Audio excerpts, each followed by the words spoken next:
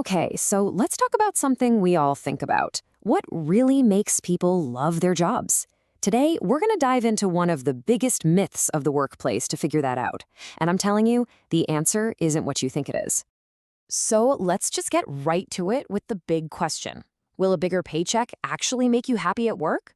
I mean, it seems like a no-brainer, right? More money, more happiness. But is that really the whole story? Well, way back in the 1950s, a psychologist named Frederick Herzberg decided to dig into this. He talked to hundreds of professionals, and what he found out pretty much turned our whole understanding of motivation on its head. First things first, we've got to bust what Herzberg called the motivation myth. This is the core assumption that most of us and most companies get totally wrong. You know, we tend to think of job satisfaction as this one long scale. On one end, you're dissatisfied, and on the other, you're satisfied. So the logic is, if you just get rid of the things that make you unhappy, like crummy pay, you should just slide right over to the happy side. Makes sense, right?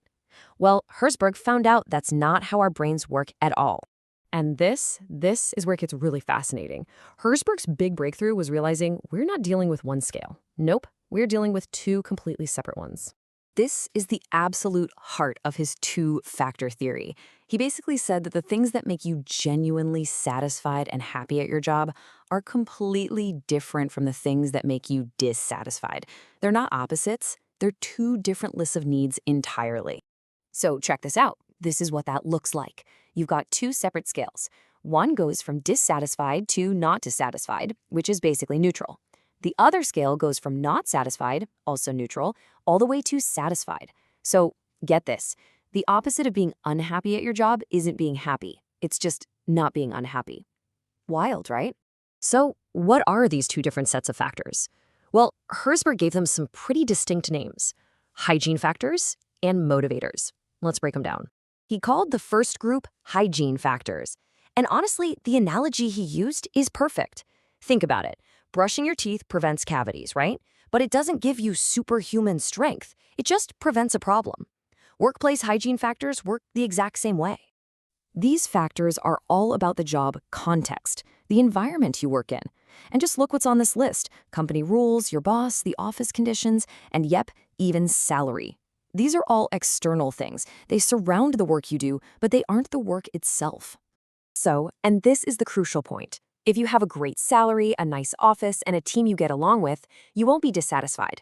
But, and this is a big but, Herzberg argued that this stuff alone will never make you leap out of bed in the morning, fired up to get to work. It just gets you to a neutral, not unhappy baseline.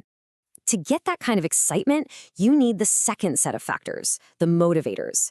And these are all about the work itself. Things like a feeling of achievement, getting recognized for what you've done, having real responsibility, and seeing a path to grow and advance. See, these are the things that fuel our real psychological growth and create genuine, lasting job satisfaction. This is what makes someone feel truly fulfilled, and it's what makes them put in that extra effort, not because they have to, but because they actually want to. Here's a really simple way to see the difference.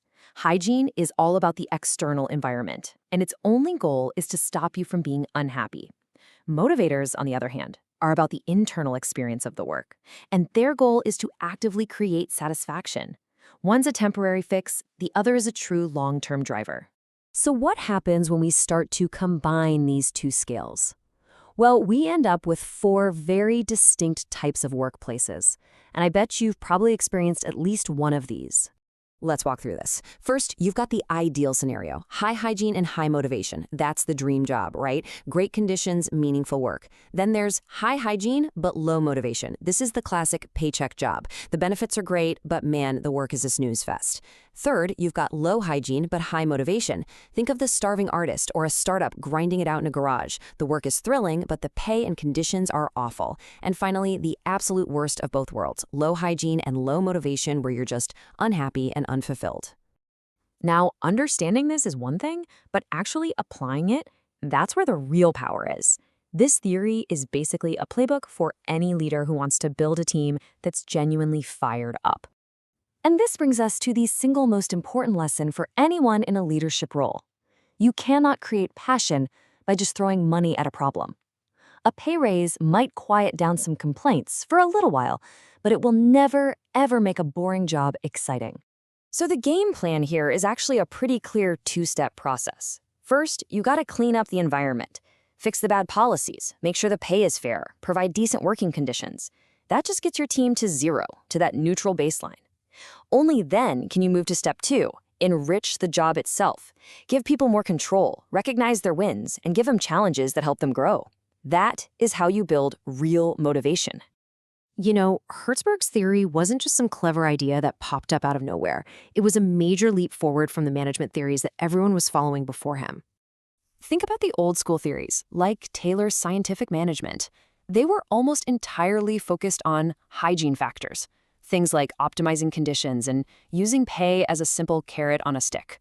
Herzberg came along and showed everyone that this was only half the picture.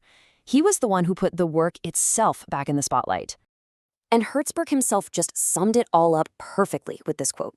It sounds so simple, so obvious, but it's a truth we forget all the time when we're so focused on perks and paychecks. The best motivator is the work itself. So I'll leave you with this question to think about, for your own career or for your team. What are you focusing on? The stuff that just stops people from being unhappy, or the things that create true, lasting satisfaction? The answer might just change everything. Thanks for tuning in.